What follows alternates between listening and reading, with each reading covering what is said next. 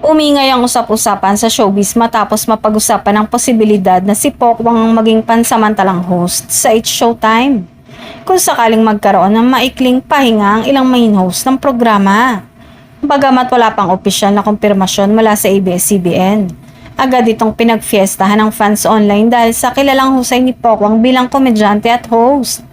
Ayon sa mga netizen, swak na swak daw ang energy ni Pokwang sa live noontime show dahil sa natural nitong patawa at pagiging spontaneous sa harap ng kamera. Matagal na ring napatunayan ng komedyante ang kanyang versatility sa hosting at comedy. Kaya marami ang nagsasabing hindi siya mahirapang makipagsabayan sa mga regular host.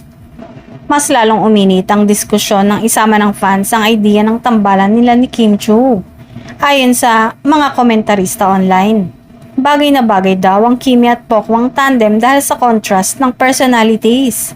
Si Kim ay sweet at kikay, habang si Pokwang ay witty at natural ang pagiging komedyante.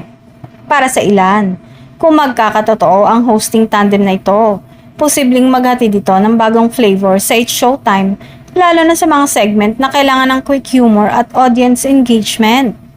Samantala, si Vice ganda pa rin ang isa sa pangunahing mukha ng It's Showtime at wala namang pahiwatig na tuluyang mawawala sa programang komedyante. Kaya ang usap-usapan tungkol sa replacement ay nananatiling haka-haka pa lamang sa ngayon.